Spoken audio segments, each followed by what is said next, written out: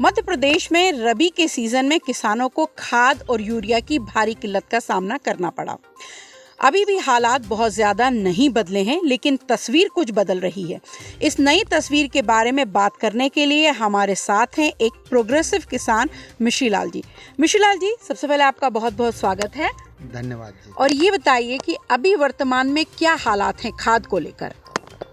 वर्तमान में अभी खाद की काफ़ी किल्लत है और किसानों को खाद के संकट से बहुत जूझना पड़ रहा है। खाद अवेलेबल नहीं है ना। हालांकि सरकारी कंपनी इफ्को द्वारा नैनो यूरिया, नैनो डीएपी बाज़ार में लाए हैं, परंतु किसान, जैसे कि एक समय था 50 साल 25 साल पहले जब सरकार यूरिया और डीएपी की बात करती थी तो किसान इसको फेंक देता था, वो नहीं डालेंगे बोले। और आज स्थिति ये है कि इसको डालने से लगभग देश में 70% व्यक्तियों को आपके हार्ट और कैंसर के चांस है ना। और यदि ये आगे भी डालते रहे पेस्टिसाइड और फर्टिलाइज़र इसी तरीके से किसान उपयोग करता रहे तो मतलब अभी तो पंजाब में कैंसर ट्रेन चल रही है, फिर बसें भी कैंसर बस, डायबिटीज़ बस, हार्ट अटैक बस, जिसमें हार्ट अटैक के ही मरीज जाएंगे, ऐसे ट्रेनें भी पूरे देश में चलानी पड़ेगी। नैनो डीएपी, नैनो यूरिया बड़ा नया सा शब्द है, क्या है, कैसे इस्तेमाल किया जाता है और इसके क्या असर या फ़ायदे देखने को मिलते हैं? देखिए, ये तो अभी तो आए ही है, लेकिन पिछले साल कुछ ट्रायल हम लोगों को भी दिए थे, बहुत आशातीत इसके रिजल्ट आए हैं। और ये पूरा पत्तियों पे स्प्रे होता है तो धरती माता में ये जाता ही नहीं है। तो धरती माता में जब नहीं जाएगा तो धरती माँ स्वस्थ रहेगी। जब हमारी धरती माँ मतलब स्वस्थ रहेगी, स्वाभाविक है फसल भी स्वस्थ होगी। अब फसल को जो माइक्रो न्यूट्रेंट और न्यूट्रेंट चाहिए तो उसको जो नैनो यूरिया, जैसे कि नैनो यूरिया आप जानते हैं कि बहुत ही मतलब एक कण को कई लाख गुना उसको बनाया गया है। जैसे यदि हमारी देहाती उसमें कहें तो मतलब एक बहुत अति सूक्ष्म कण, जिसको जैसे आप एक उदाहरण जैसे घी है, और घी को जब हम लोग आगे पे हुमन एक बूंद देते हैं तो आप देखेंगे कि किलोमीटरों तक उसकी नैनो पार्टिकल हो जाता है और पूरे किलोमीटरों में। ऐसे ही ये नैनो पद्धति से डीएपी और यूरिया, ये इफ्को कंपनी है, भारत सरकार की कंपनी है, और ऐसी और भी जो सरकारी कंपनियां हैं, आरसीएम है, एनएफएल है, ये भी अभी प्लांट लगा रही है। और प्रधानमंत्री ने तो कहा ही है कि भाई इस साल 50% किया, अगले साल 25% और इसके अगले साल बंदी कर देंगे। तो ये एक सराहनीय, मेरे स्वयं एक किसान होने के नाते और देश के हित में ये बहुत सराहनीय कदम है प्रधानमंत्री का और स्वागत योग्य है, ताकि आगे लोग स्वस्थ रहें। स्वास्थ्य की दृष्टि से ठीक है, कृषि की दृष्टि से उपाय उन्होंने किए हैं और धीरे धीरे खेती अच्छे पे हो जाएगी इन पर। किसान की जेब पर नैनो यूरिया या नैनो डीएपी कितना भारी पड़ता है? नहीं, और सस्ता पड़ रहा है। ये तो सस्ता भी पड़ रहा है, साथ में ये जमीन भी स्वस्थ हो रही है। इसको तो एक बोतल जो है 240 रुपए की है ये, और 1 एकड़ के लिए पर्याप्त है।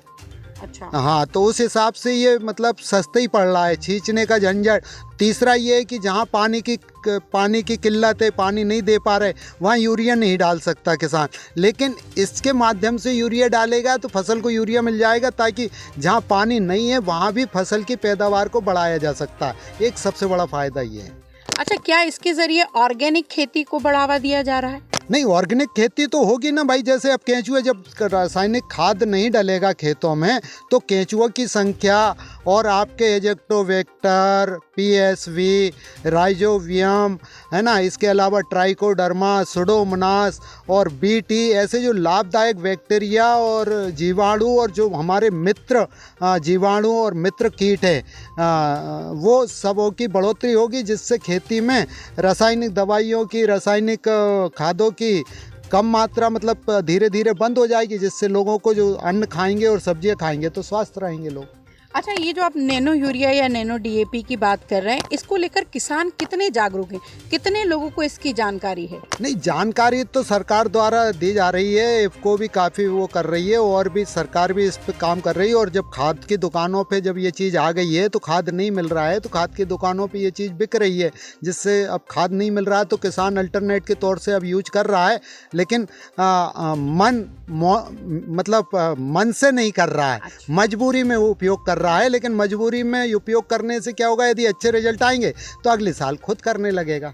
अच्छा, ये भी क्या सोसाइटीज के थ्रू मिल रहे हैं या उनको प्राइवेट शॉप से मिलना है? सोसाइटी पे भी है और प्राइवेट शॉप पे भी है, दोनों और- जगह है। अच्छा, मगर खरीदना ना खरीदना ये किसान की अपनी मतलब वो चॉइस है उसकी। चॉइस है, बिल्कुल चॉइस है। तो ये कुछ नया एक प्रोडक्ट है जो सरकार की तरफ से सोसाइटीज़ में और प्राइवेट पेस्टिसाइड्स शॉप में ये अवेलेबल है और इसको नैनो यूरिया और नैनो डीएपी कहा जा रहा है। और आगे आने वाले भविष्य को देखते हुए सरकार की तरफ से इसे प्रोग्रेसिव किसान एक सकारात्मक कदम बता रहे हैं।